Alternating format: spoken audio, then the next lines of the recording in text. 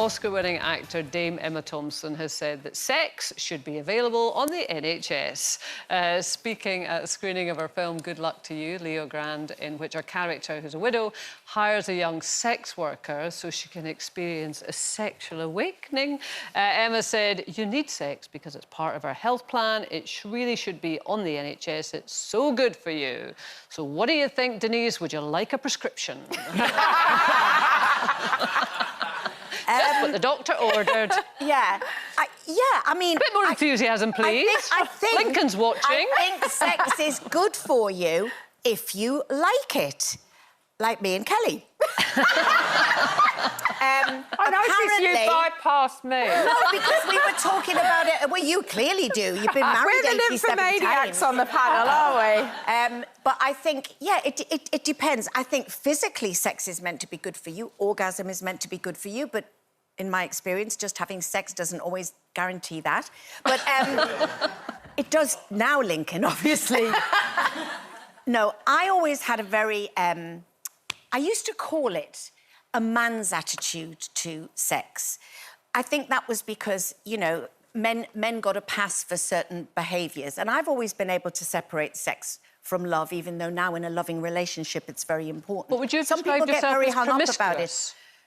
I think that's just... What does that mean anymore? Quite a judgmental word. You know, it is quite judgmental, and I just think that, you know, if you're not hurting anybody, you should have as much sex as you want or don't want. I've got some friends now who are not as old as me, who, you know, of their marriages ended or their relationships ended, and they have got zero desire to even, you know, to even go down that road again.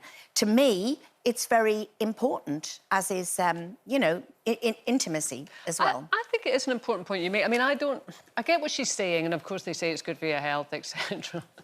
Laughing about what am I going to say. But I don't think it's that helpful for Emma to say this, because, like you say, if you wanna, great, fill your boots. If you don't, equally, that is a choice too. And it could also be bad for you, though, can't it? If you get addicted to sex with a certain person and it's like maybe a toxic relationship. I've been in situations where the relationship is just a disaster, but the sex is amazing, and you stay there because of that part of it, and not because you're connected on any other level. Like, everything about it is wrong, but because the sex is good. That's a really good point. That can be really detrimental, I think, to your life. Yeah, so maybe the focus on sex is just too slim. It should be a kind of broader, sort of healthy connection thing. Janet, as our my generation were the people that benefited from the pill, and, you know, we were accused of being sexually promiscuous, and I definitely, you know, took full advantage of being on the pill, and I've enjoyed my life without going into too much gory detail.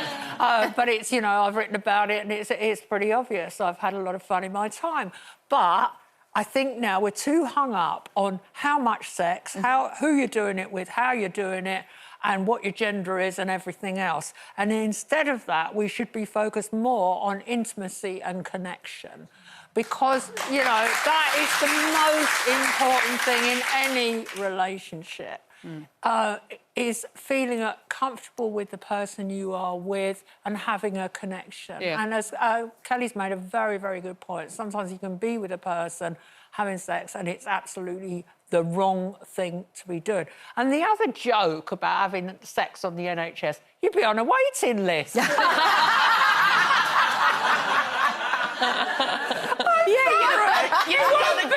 won't be a spontaneous thing, love. You'll be waiting for that phone call or that letter that arrives after the appointment.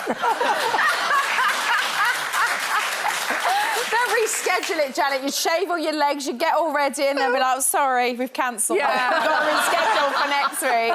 You'll be all there waiting for nothing. Can you imagine the options as well? Press 1.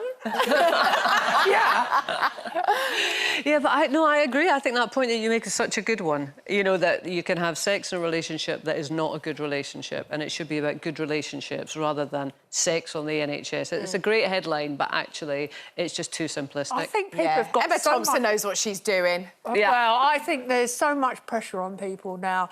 I mean, you can't read a newspaper or go online without reading how to have better sex in middle age, how to have better sex at 70. I just feel like, give it a break. Yeah.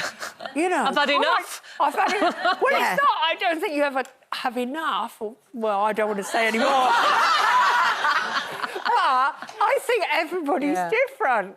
I'd really like to read you know, we were talking about gardening yesterday. Wouldn't it be thrilling if the articles were all about how to grow better carrots or something?